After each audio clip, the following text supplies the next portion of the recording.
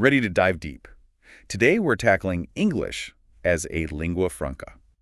ELF. Sounds kind of like something straight out of Tolkien, haha. Well, it's pretty magical in its own right. I'm talking about how ELF is changing the game in classrooms, especially in bilingual education systems. And we're looking at Taiwan specifically, right? Exactly. There's this fascinating research article, just came out this year actually, by Huang, Lin, and Tsu. It's all about how ELF training can actually make teachers more effective. Which is huge GE, right? Because the goal for so long has been to sound like a native speaker, that whole perfect grammar, perfect accent. The whole 9 yards. Yeah. But ELF kind of flips the script. Totally. It's saying, hold on, what if the goal is just to communicate effectively? It doesn't matter if you sound like you're straight out of London or, I don't know, Omaha. Right, because there's so many Englishes out there. It's about using the right tool for the job. Exactly. And in Taiwan, they're pushing hard for bilingual education. Which, on the surface, sounds awesome, but there's a catch. Big time. Turns out a lot of teachers are feeling super overwhelmed by this push.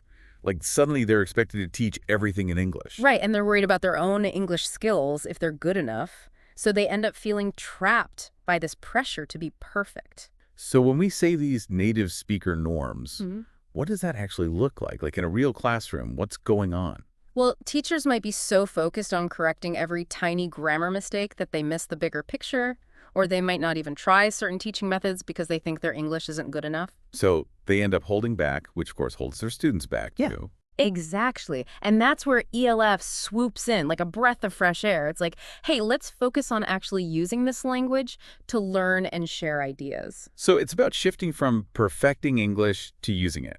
And what's cool is that this research actually shows that this ELF approach makes teachers more confident. More confident and more effective, too. They can let go of being the grammar police and just focus on teaching. Okay, so I'm hooked. How do they actually teach this ELF approach? The study talks about a 3-stage program, right? Yeah, so they didn't just throw teachers in the deep end. First, they really dug into the theory behind ELF. Laying the groundwork. Exactly. Like, what is ELF really about? Why does it matter? And how does it change how we think about good English? So getting those mental gears turning, then what? Then it got practical. The researchers showed teachers how to actually use ELF in the classroom. Like specific techniques to encourage different ways of speaking English, but without sacrificing, actual learning. So not just talking the talk, but walking the walk. Totally. And here's the really cool part.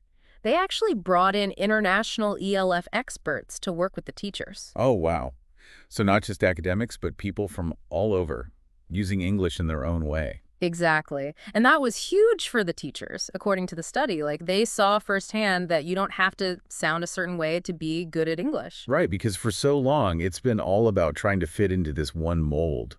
Did any of the teachers talk about how this experience changed their thinking? Yeah, actually, one of the researchers quoted a teacher saying something like, I used to think my English wasn't good enough, but then I saw all these experts, all with their own accents, and I realized it's more about how you use the language. That's awesome. Yeah. But did this translate into real changes in their classrooms? That's what the researchers wanted to know too, right? So they tracked how the teachers' attitudes and teaching styles changed throughout the program. What did they find? Did the teachers totally embrace this ELF thing? It was interesting. At first, a lot of the teachers thought ELF meant accepting bad English, like that they were lowering their standards or something. Yeah, I can see that. It's hard to break out of that mindset that there's only one right way to speak English. Exactly. But as they went through the program, they started to have these aha moments where they realized that ELF wasn't about ignoring grammar or anything like that. It was about expanding their definition of good English. Exactly. Communication and understanding. That's what's important. Okay, so a real mindset shift. But how did that actually play out in their teaching? Like, what were they doing differently? Well, for one, the training emphasized using Mandarin in the classroom. Hold on, Mandarin. In English class. I know, right? Sounds counterintuitive. But the idea was to use Mandarin as a tool to support learning. So, if a student's struggling, don't be afraid to quickly explain it in their native language. Right, meet them where they are. And the interesting thing is that this went against the whole English-only policy a lot of schools have in Taiwan, but the ELF approach actually gave the teachers the confidence to push back against that. Wow, so ELF isn't just changing how we think about English, it's giving teachers the confidence to teach differently. Exactly. And that flexibility, that willingness to adapt, it can make all the difference. Okay, so we've talked about what ELF is, how this training worked. and how it changed teachers' perceptions. Mm. But does embracing ELF mean we're saying goodbye to proper English? What Yeah. about grammar? What about standardized tests? All excellent questions. And to be honest, they're at the heart of a lot of debate around ELF. So to delve into those big questions, we'll need to. So we've said ELF isn't about chucking grammar out the window, but it does make us rethink what good English even means. My question is, does it actually help students learn better?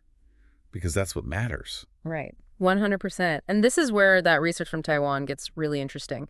Remember how we were talking about using Mandarin in English class? Yeah, using the student's native language. Right. Well, the study actually found that it helped students understand difficult concepts better. Really? Yeah. So it wasn't just about making them feel more comfortable, it actually helped them learn. Yep.